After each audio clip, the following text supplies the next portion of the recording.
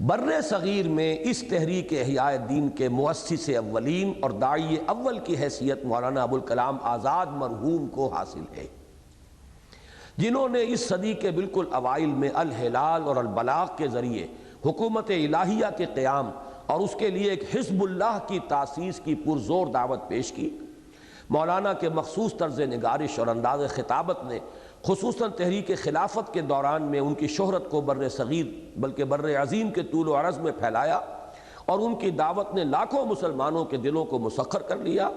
لیکن اس کے بعد خدا ہی بہتر جانتا ہے کہ کس سبب سے انہوں نے اس عظیم مشن کو خیر بات کہہ کر انڈین نیشنل کانگریس میں شمولیت اختیار کر لی، اور باقی پوری زندگی پوری یکسوئی اور کمال مستقل مزاجی کے ساتھ ہندوستان کی نیشنلسٹ سیاست کی نظر کر دی۔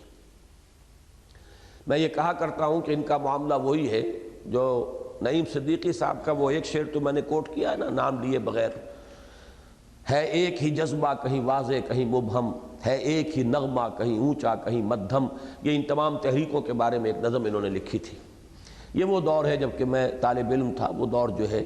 وہ تحریکی انداز میں واقعتاً یہ ہے کہ کلائمیکس تھا پاکستان میں۔ دوسرا ان کا شعر ہے کہ یہ سور پھونک کے تم سو گئے کہاں آخر، قرارداد مقاصد پر انہوں نے کہا تھا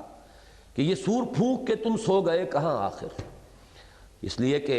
اتنا بڑا واقعہ ہوا، قرارداد مقاصد پاس ہوئی، لیکن اس کے بعد کوئی نتیجہ نہیں، کوئی آگے پیش قدمی نہیں، یا یوں کہا جا سکتا ہے اذان دے کر اور مؤذن بھی غائب۔